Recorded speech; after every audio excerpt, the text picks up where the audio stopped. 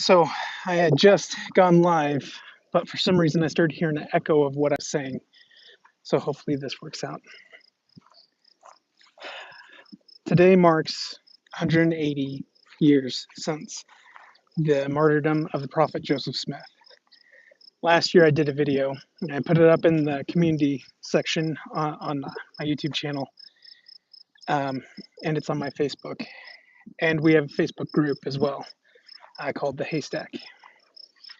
I did a video about that last year, but this year I want to remark on some significant things that are happening. So Joseph Smith was the first presidential candidate to ever be assassinated. All right.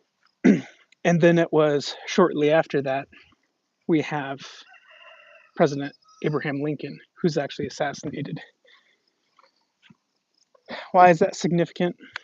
Well, it was an election year, and today, 180 years later, we have Joe Biden and Donald J. Trump, who are debating today.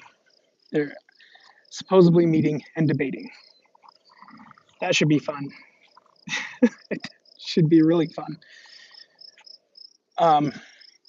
There's a lot of speculation of hostilities and the things that may occur and things that we hope do not occur. But we're at a different time. So just to point out some significances of when Joseph Smith was martyred. So he was killed, and shortly after, Abraham Lincoln was killed. Shortly after that, it was 70 years, I think, to the day Joseph Smith was killed. 70 years, right? Very symbolic. We enter into World War I. Franz Ferdinand killed. Wars unhinged upon all the world start off 70 years from the day he's killed. And then we enter into a civil war. The saints are driven out. All the things that we are looking at for a future day, and a lot of these different YouTube channels and Second Coming channels talk about a coming day where civil war and apostasy and being driven away, but the thing is, this has already happened, and then it took us 40 Tisha B'Av, the day the Jews mourn the destruction of their temple, was the day our saints first marched into that valley, Salt Lake Valley. It was only afterwards when Brigham Young actually came in, shortly after he was sick, right?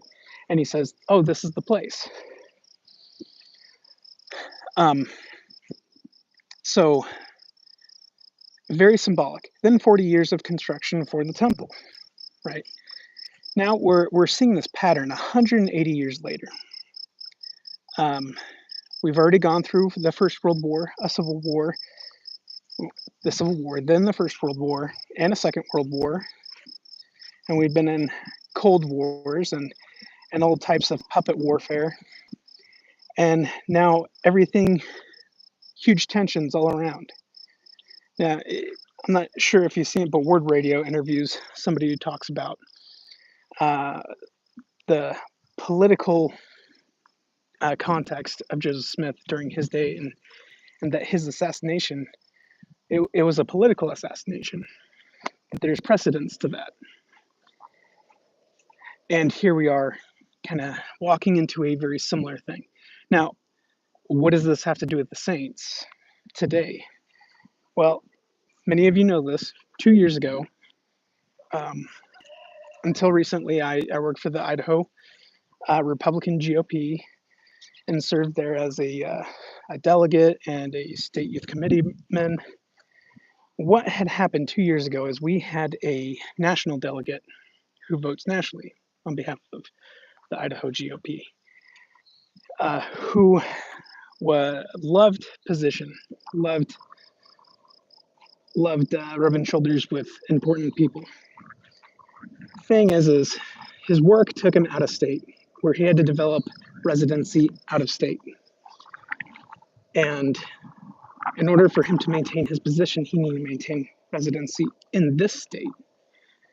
So he finds a little loophole, right? He pays for or puts the mortgage of an old house of his father's in his name, right? So that way he could technically say that he's a resident of Idaho, even though he lives in a completely different state and it literally is paying residential taxes somewhere else. But another person comes in and says, hey, this guy's gone. I want that position. You know, we're friends from church, right? I want to take that position. Puts out a petition, says, hey, we need to replace this person and verify that he's moved out of state. Sounds reasonable. Yeah. If someone is not fulfilling their role, we need to replace that. Can't leave it empty. Well, apparently he wanted to maintain that position and he was pressured to do so by, for lack of a better word, rhinos, people with big money, two specific lobbyists. The one who was in charge of Common Core, thank you very much, our Common Core mathematics, and then also a lobbyist for Monsanto and Pfizer. These two LDS lobbyists come in and are pressuring this guy to get with the program, you know, do what they say. Hey, you can articulate, you can fudge around this, it's okay, right? Technically, you're not doing anything wrong. The spirit of the rule, yeah, you're breaking that. So the fact that we verified that he did not live in the state, I actually contacted him directly. He said I was one of only two people who called to see if he had actually moved, to find out the facts. Out of the entire state, just me and one other person. Well, I found out that, yeah, he was kind of breaking that rule, but he was also deeply offended and wanted justification so much that he wanted to bring this person before a ecclesiastical authority for repentance, saying this person is an opportunist against me, and I'm friends with the Area 70. I employ half of the people in this stake in the area, so we're friends, right? So it didn't make sense to me why this person wanted to see validation. I told him, just forgive and forget, move on, focus on your family, because this is causing a lot of contention here.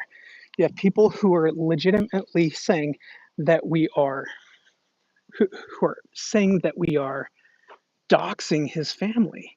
And he's like, nope.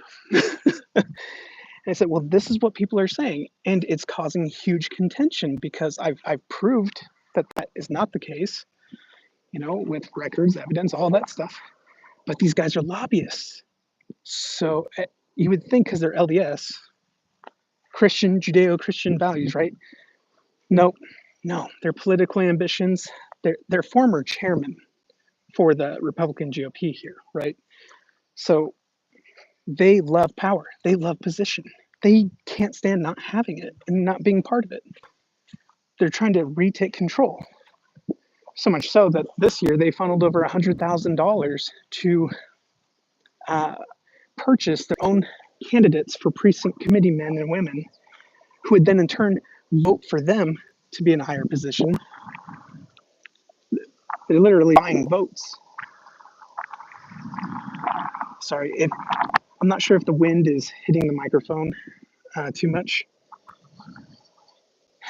So the point I'm making is that when I contacted this delegate, he was also, these delegates are given opportunities to write papers. They sit on committees and they're given homework assignments. This person's specific homework assignment was because of who he was.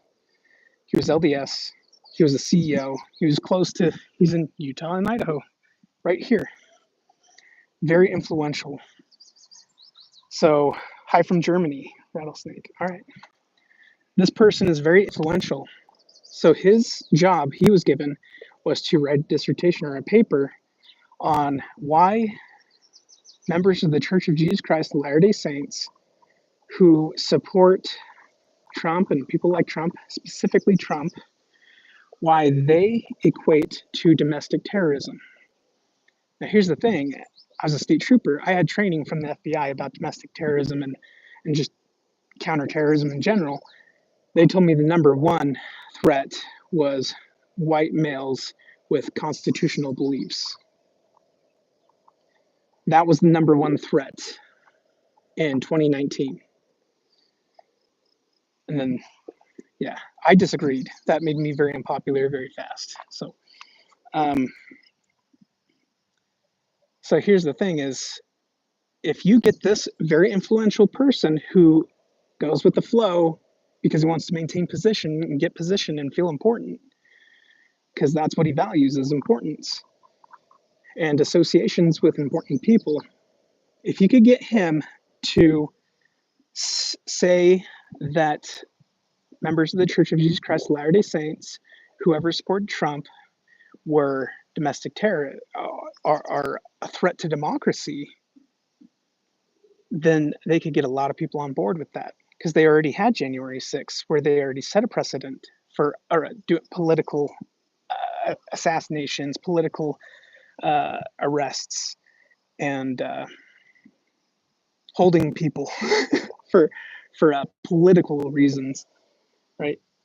That a precedent for that was already set, and it was trying to maintain and alter a narrative of who is an enemy, what's fringe, and just get with the program, right? So it's attacking members of the church, and it's also attacking just people in general who support Trump. We attack it united like that, people wanted to start to disassociate. Very easy to convince any other person who's not LDS to not like an LDS person. Super easy. Barely an inconvenience, right? But when I found that out, when I talked to him, and he was telling me that this important work that he had to do, and I told him, you cannot do this. Do you realize what this will do? It's you may think that church members who support Trump is a threat to democracy. Congratulations, you're free to think that. But that's not the goal. The goal is, one, to dismantle this person, but it's also to attack the church in general. You have, and if you could just pick off a chunk at a time, then they're getting their victories. You cannot do that. Well, that fell on deaf ears. He didn't care about what kind of collateral stuff may happen to other people, or even the damage that it might do to the church, or even to his own party. But the fact that they can have a precedent of January 6th and have one of their own write a paper and publish it would give it some authenticity to get people more on board to disassociate from members of the church and disassociate from people who support Trump. Now, I'm not suggesting one thing or another. I'm just saying this is a legitimate threat. Well, the only thing that stopped him was I told him that he would lose his status here in town because he may articulate and get away with it for a little bit. But when tax season comes and it shows that he's a resident somewhere else and that he is legitimately living somewhere else, he's going to make the other guy out to be a martyr, and it's all going to fall apart on him. And all these rhinos are going to clip him and just drop him, like, because they've used him up. He's of no use to them anymore. Told him, these guys do not care about you. So he resigns. I'm not sure if it's because of what I said, but he does resign his position. And now, 2 years later, this is when we would have seen the actions of that take place. And these attacks, political attacks, silencing and trying to put on extinction those who support a more conservative view. So instead, what they do is they buy out candidates for committee man and committee woman in all the different counties, which are specific to Republicans. And they choose very moderate to left activist like people. And they do have leftist activists that are taking these conservative positions and who were elected, who in turn elected these lobbyists. Because in their view, money can buy them anything in this world, right? So their goal is to alter the party platform here in Idaho and then align more with a uniparty, one that just aligns more with a World Economic Forum type goal, the beast, right? Whatever that universal governing power telling everybody what to do is, because they're not taking their orders from God. Um, so that's ultimately the goal. But is it bad if it gives us a better world? I'll put it this way: it takes away your choice. It takes away all of our ability to choose. So now, 180 years later, we have President Trump and Biden, who are supposedly going to debate tonight. Is something going to happen? I hope not.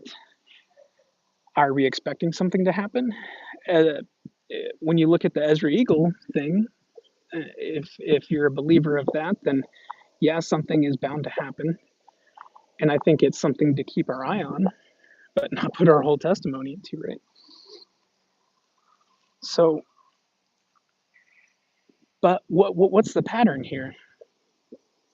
We entered a civil war shortly after Joseph Smith's murder, his assassination, political assassination. And then on top of that, 70 years, very symbolic, we enter World War I with another assassination, Franz Ferdinand. And then it's just been war ever since. Now it's just a little bit more well dressed, you know. It's difficult, right, to get a rich man into the kingdom of heaven. More difficult than threading a camel through an eye of a needle. I think I don't say it right, but I think you know what I'm talking about. Well, citizens of the U.S., the world, we've become as rich men and women. We have more than we could ever possibly ask for. We're living better than kings of the past. And we have, with that, adopted these entitlements and selfishness and pride. All the things that Second Timothy talks about the second coming, that, right? People hate their own family. Everyone's so selfish and focused on the less of the flesh and things like that. Even me, I love ice cream. I freaking love ice cream. I really do. Right? So, what would be a pattern here? Entrance to another civil dispute. It's kind of been ongoing, more subverted, right? Me having worked in law enforcement, I could tell you there certainly is an attack on religious stuff, especially against the Church of Jesus Christ of Latter-day Saints. I don't want to see your garments, right? Where we're working out. I don't care what religion you are. Okay, I get that. You know, I could wear spandex when I'm working out. But then, oh, hey, these recovery programs, we're taking away all the ones that are religious in nature.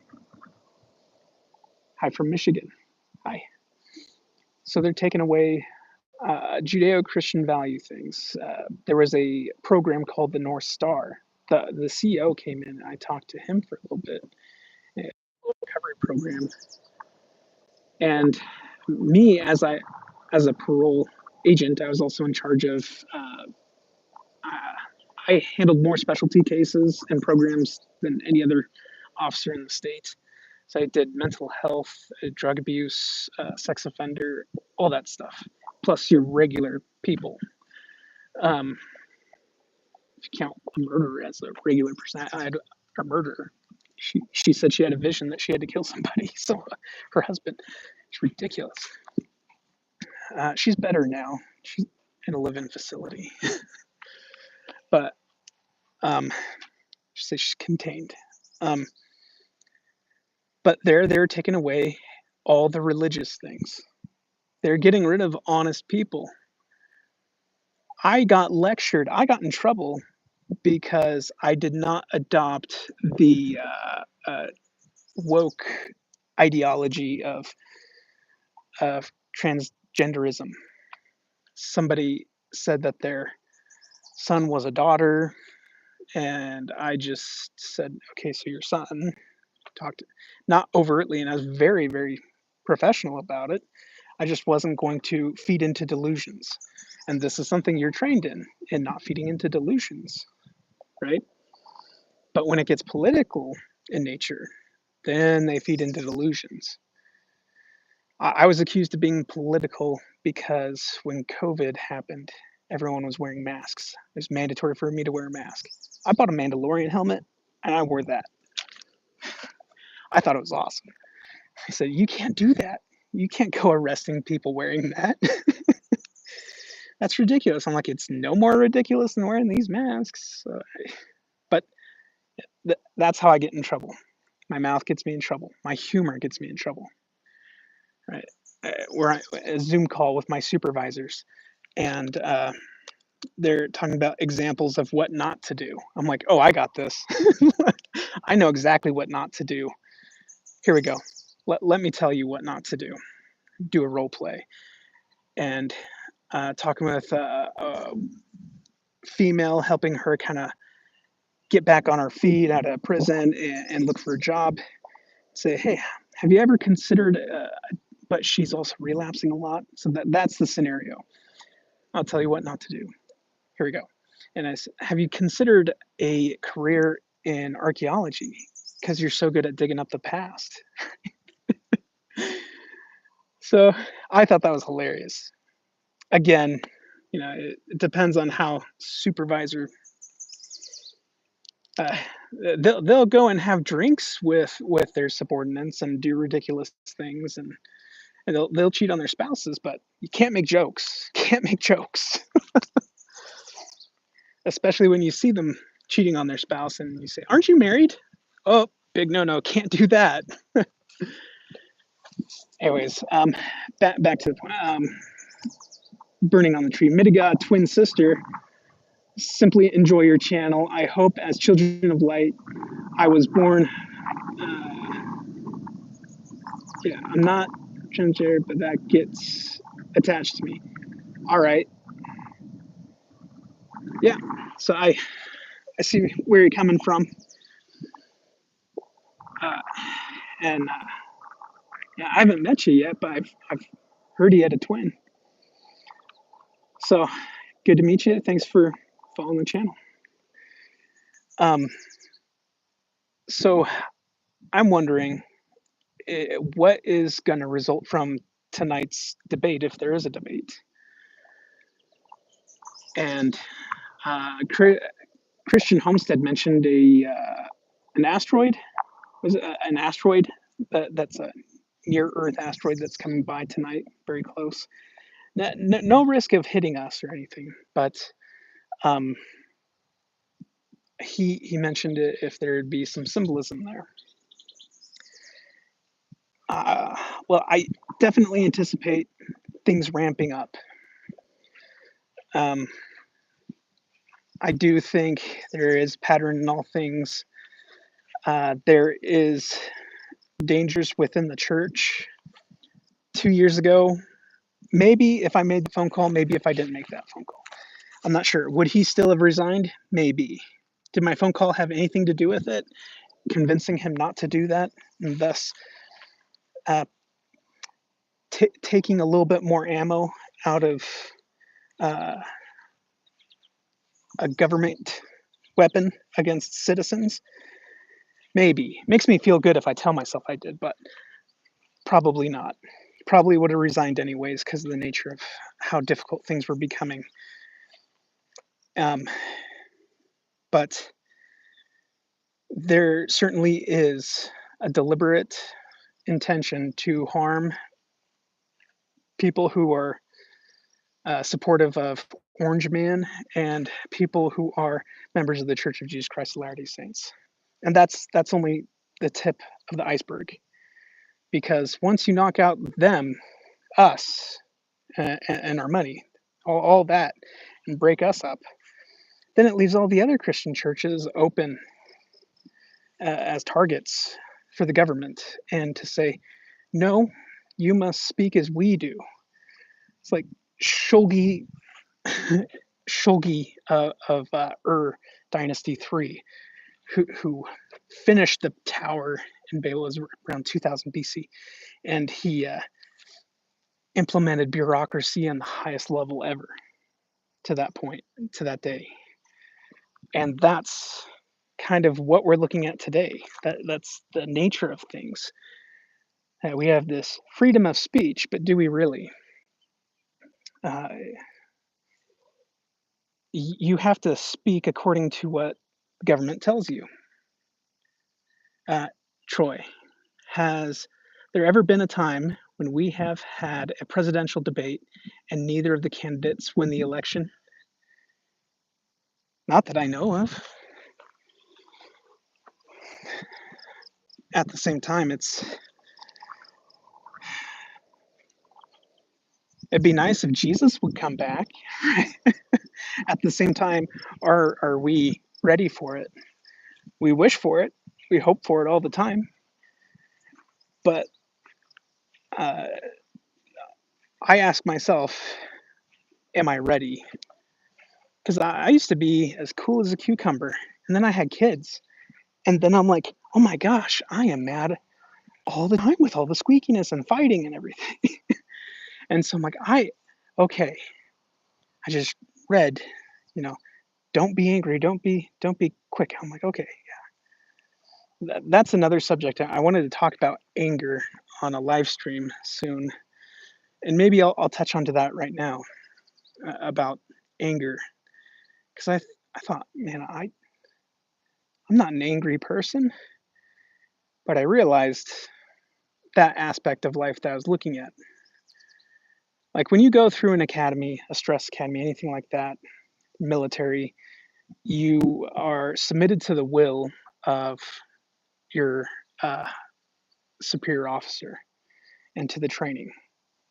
And so you just tell yourself, I'm just doing whatever they expect. It's no longer your will contending with another will. When you do have this pride or will, they break it out of you. They want to destroy it. Uh, and this is, to me, it's a will. When your will and your desires are interrupted, that creates frustration and anger. This is why Christ could withstand and submit himself to everything without getting mad. Because I've gotten hurt before by somebody, and I'm like, "Are you kidding me, man?" I get mad, right? It's the natural man reaction to get mad. But when you take in the element of submitting to the will of the Father, it's not submitting yourself as an easy target to be picked on or anything. It's submitting yourself to accept whatever is outside of your control and the will of other people. You may entice them for good, um, but anger will only provoke further anger. And we look at it with Joseph in Egypt. Unless he would submit to the will and accept the will the Father had put him through, he would not have had the character or peace of mind to take on what he did. Okay, I have some more comments coming in. Christian Zybarth, hi. Burning Tree, why is the Hopi president not on the ballot? I don't know. I haven't seen the ballot. But having worked in the Republican GOP, I can tell you what they want to. As far as I'm concerned, it's one corruption for another corruption. People say, we don't like corrupt people. That's not true. My experience has taught me that they don't like that person's corruption. They prefer their own corruption. And so I wish it would just give us a whole systematic thing of questions and say, what are your values? What is this? What is this? What is this? And then keep all the candidates anonymous. And then when you find out who your candidate is, they're also held accountable to upholding that and living by that. And with, we know from Morgan Philpott that artificial intelligence has been utilized by the State Department since 2014, right?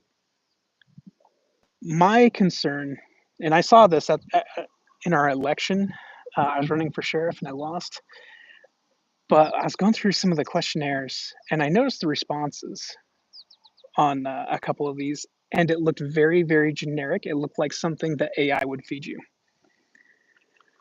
And I thought, oh my gosh, these guys are using AI. I've seen their reports. They suck. I mean, I've read their reports. They're not very coherent. But when I read some of these, I'm like, oh my gosh, these guys used ChatGPT. They used AI to help them write their thing. They can't even respond normally because theirs were uniform, except they kind of changed a thing or two. They do this generic definition of what the question is, and then give a very vague answer. Where I'm like, oh no, here's the answer. This is the solution. I'm not giving you vagaries. Sorry, I went off on something. But my concern is that AI would be utilized to replace certain procedural manners of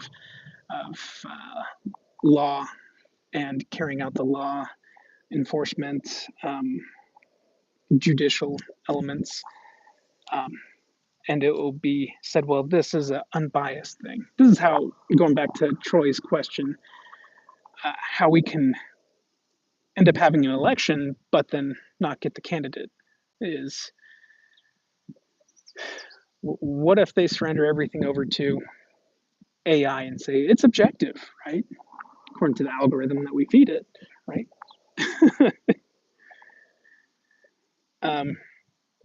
Just saw the alert. Okay.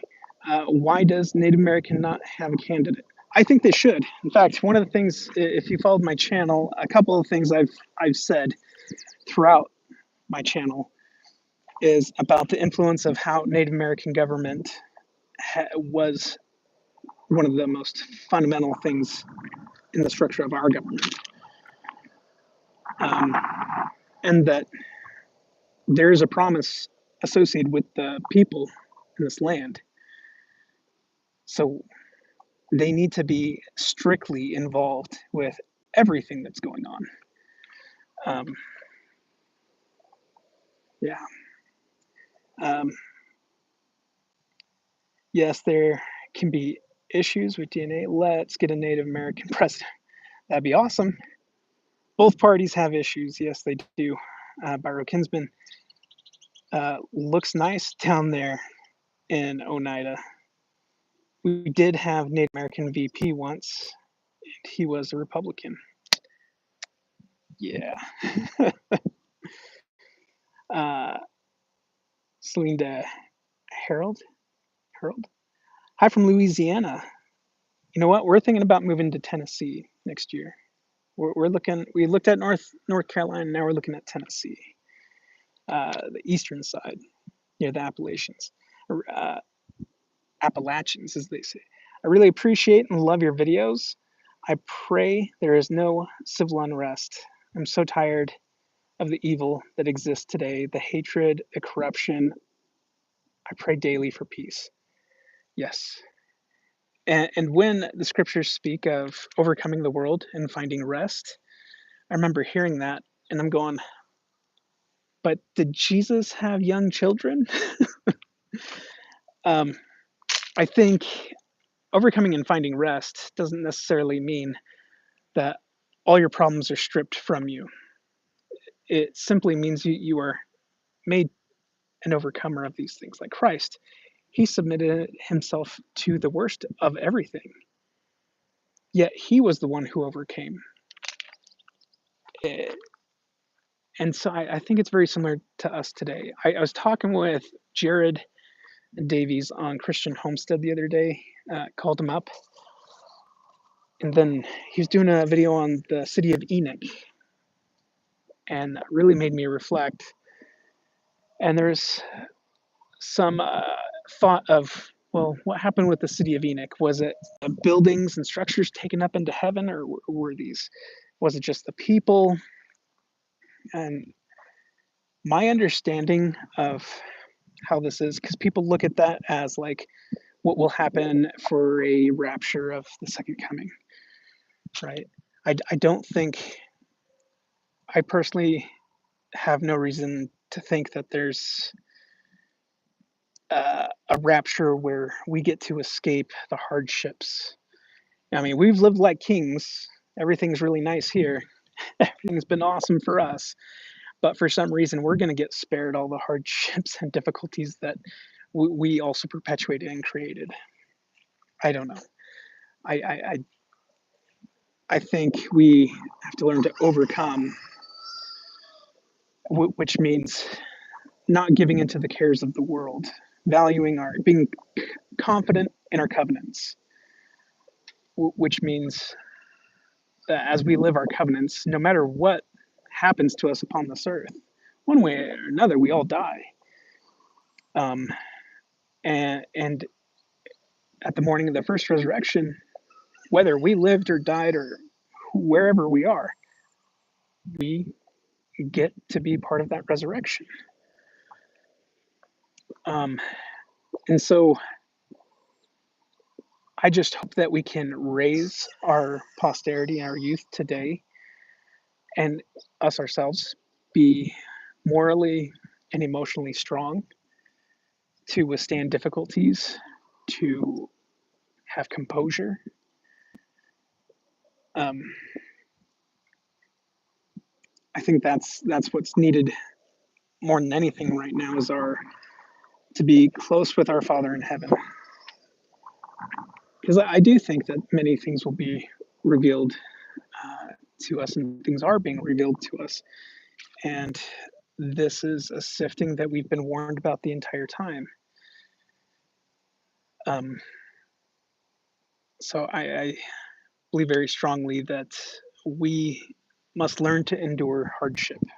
When Christ came to the Nephites, it was uh, only when they found joy in the hardship when he came, when they started rejoicing despite the tribulation. And so if we can do that, then we're submitting our will to the will of the Father, because nothing is going to disrupt the will of the Father. It's all going to be carried out. It's only when our own personal will is disrupted that we are provoked to anger. And how do we align our will with the will of the Father? This is through prayer, scripture study, learning how the Lord has worked among his people, seeing how he does keep his promises and fulfills his word, and then understanding, submitting your will through prayer, recognizing that, knowing how you personally are to carry yourself through different circumstances. Now, there's not a one size fits all. We must walk accordingly to the path in front of us. I mean, yes, there is a covenant path for everybody, but there's no rule of how to respond to every little thing. That's a lesser law to help you learn how to act and think for yourself. And I think we get too much too dependent on being told what to do. Like, we're in a church where we are told to seek, knock, ask, search the scriptures, pray diligently, seek from the best books, learn, be aware of languages and the things happening among all nations. We're told to do this, but it seems like the culture of the church is like, hey, you're looking too far into things. You're going beyond the mark. Um, the other side to that is that we get so dependent on being told what to do that we want to be commanded in all things and be acted upon, and not to act for ourselves. The other part is where we feel so independent that we have no need for prophets, or people start seeing themselves as prophets, seers and revelators, or key holders, and that's not the case. Even among Revelation, I directly asked Elder Bednar about this, and he responded to it. is about revelation received among the 12, or among the brethren, the 15. Um, there must be the principle of unanimous consent. So one may receive revelation on something, but they're typically on this subject for like 20 years before something is actually carried out that we see. But it must be unanimously consented to by all 15. If new revelation, new scripture, any of that were to come out today, at first it must be accepted by the key holders so that they may then turn the key, right? Um, that doesn't mean not to study, and there's many things that we study in aspects of the temple that we see are not currently there that used to be there. And if we can find out the mysteries or ordinances of God, good for you. But it doesn't necessarily mean that we have everything all correct. It doesn't mean that we have the authority or keys or anything. I believe man can search and find and learn truth, but that doesn't give them the authority of that. A person can find out uh, before revelation of baptism for the dead. One Christian in the Dark Ages may study and find out about baptisms for the dead and know that this is an ordinance that must be performed. However, do they have the keys and authority to do it? No, they don't. They only have the knowledge that that was something that was done by those who had authority and keys to do that for a purpose. And I think the Lord allows the membership of the church to seek things and learn things of their own free will and choice to prepare their hearts and minds for when that does come. Because it may be one or two apostles that have not gained a testimony of something just yet, or not asked, or are not in consent to that. And that's not a bad thing either. It certainly is not a bad thing. Because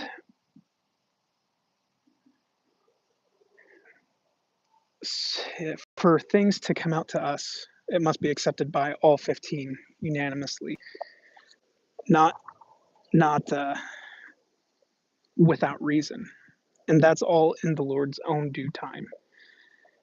Otherwise, it would fall apart and be rejected and written off, put in a box, and thrown out as something that's we tried it, it didn't work. Yeah, it caused division within the church, but there is reason for that, and that's recognizing the will. We don't force our will upon other people. And if we do that, it's completely contradictory to the will of God and the purposes of God. And the purposes of God will be accomplished. Dakari, the professor, hi from Mississippi. Mississippi. Is it hot out there? Humid? Have you heard of some Salt Lake City wards piloting 1 hour church? I think there's another channel a while ago that mentioned that his ward was piloting shorter church. I know that we always pilot a program in select areas before it's carried out, and you do it in different environments. One will be in a highly active or large LDS population. One may be carried out in not so big of an LDS population. Yeah, I remember when 2 hour church came, and I was like relieved because we had small children. And even today, taking our kids and then go and teach primary, I'm like, it's like I'm holding out. Like I'm like, I can finally breathe once I get home, because it's trying to maintain control of these kids while they're bouncing off the walls. And in Sacrament, got a little boy who wants to climb on everything and cries when he doesn't get the exact color he wants. And go to class where the kids are just interrupting each other, and you're like, no, we're talking about Jesus. Jesus, did you not hear anything? Uh, no,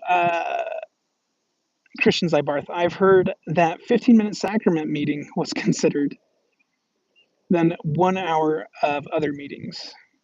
Uh, Celinda. Different thoughts from LDS members. Some say we abide by tyranny. Others, like myself, say we will not bow to tyranny, that we rather die standing for righteousness than bow to tyranny. Your opinion. Um, Working in the government, you have more eyes on you than anything. And either you get with the program and you're really cool with everything, or if you're someone with very little social skills like me, and and I call out my boss for cheating on his wife in front of everybody, you know, just like John the Baptist, he wasn't wrong, but it got him in a lot of trouble, right? And so I think there is balance. We look at Joseph in Egypt, and we look at Daniel in Babylon. Now, he served the king of Babylon. He wanted to make them great, and that's the idea. Is you want to make it serve its true purpose and do well. Win people over through your dedication, your love. But when they ask you to do something deliberately against the will of God, that's something that we cannot stand for. That's something that we don't just go, okay, just so we could get along. No, the laws of God trump the laws of man. So you're going to have a lot more uh, PR people who in the church who will handle things a lot more professionally, which means basically placating to the masses. In some cases, it means going along to get along. Um, Now, something that Joseph Smith said, he actually condemned somebody after they gave a dissertation at church one day, and he came in and rebuked him, but then went back to say um, to not accuse others, lest we stand in place of being accused ourselves. Lest it, and it reminded me of some wisdom literature out of Mesopotamia where they actually say that same thing. They say, don't become an accuser, or else the floods will come against thee. And what it meant by floods is people, that they will go, oh, he's just a naysayer, he's just an accuser, he's a satan, right? So but instead he gives the example of Japheth and Seth, who see their father just like Ham had done, but instead of mocking him for it, they cover him and cover him with charity. So Joseph Smith goes on to say, cover others with charity. You want to give a correction, but also cover them with charity, right? Um,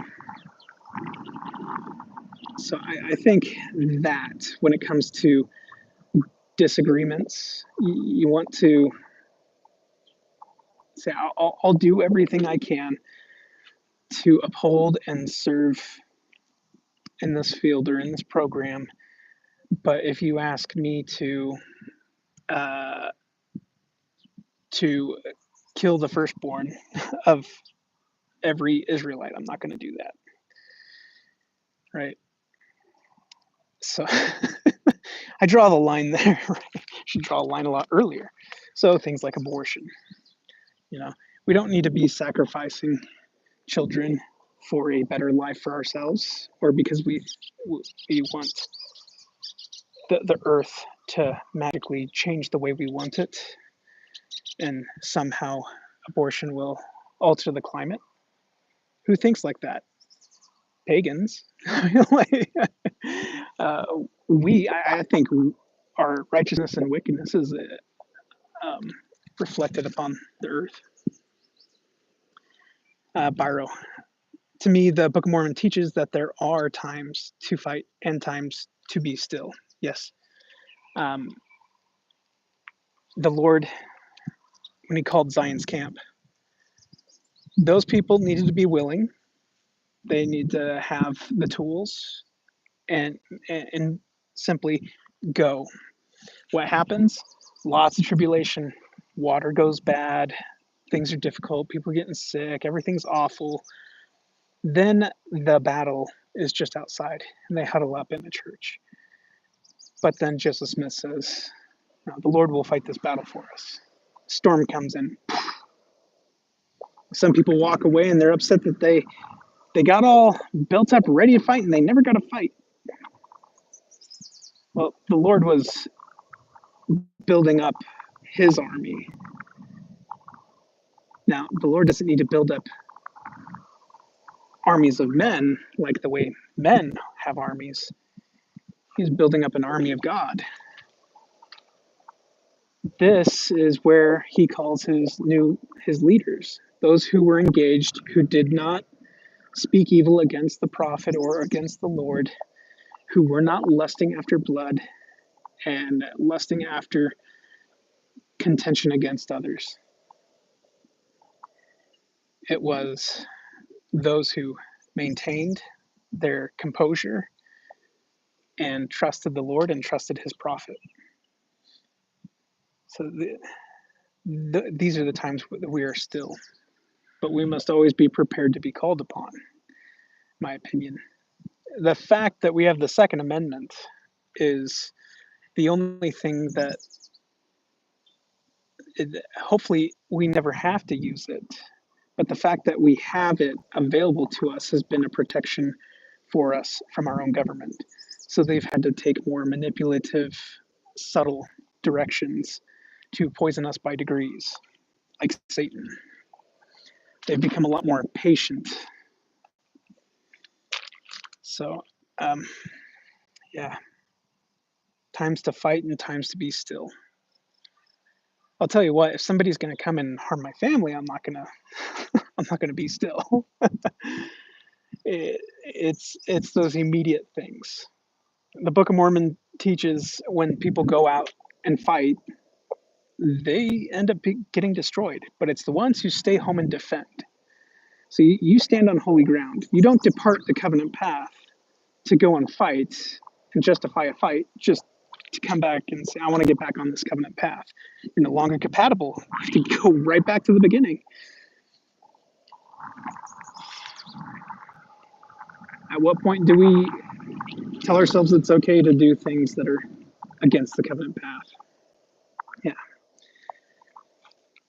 So the Book of Mormon shows that people and nations were won over more by ministry than they ever were by the sword. Tell us why Azerbaijan, their diplomats, can come over to Salt Lake City and look at the leadership of the church and say, you are our friend. We are a friend to you. But butt heads with our governments. Yeah, our governments have agendas. They're seeking to rule other people, and we feed into that. We unknowingly get patriotic and say, yeah, let's go do this, let's go do that. We like getting our hands in everything.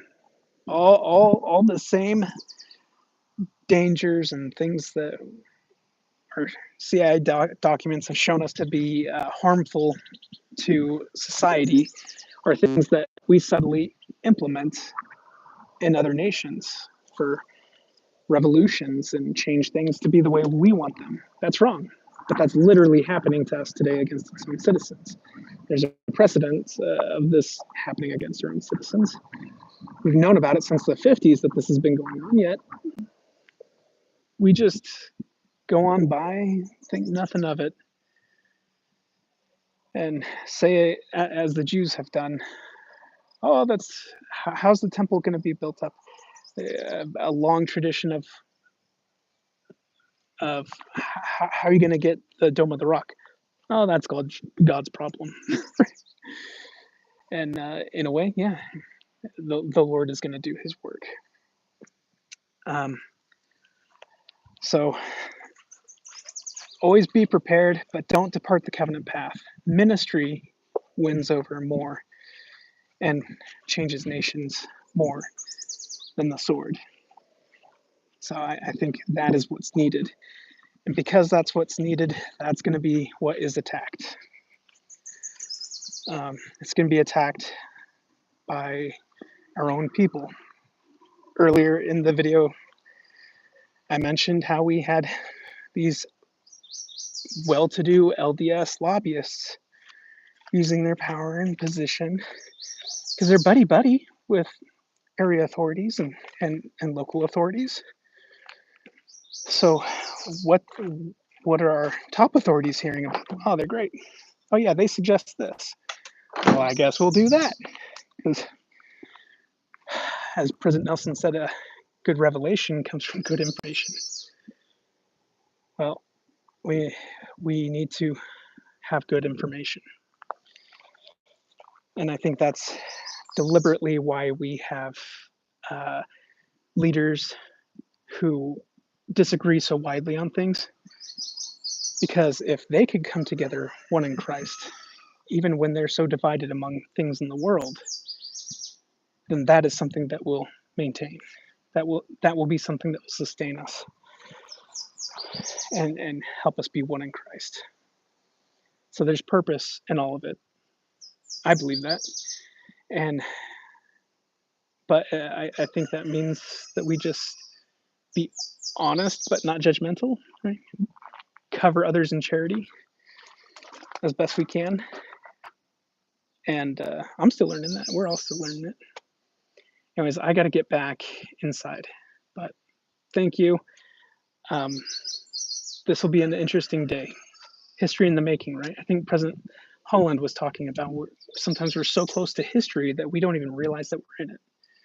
We're in it. Take care.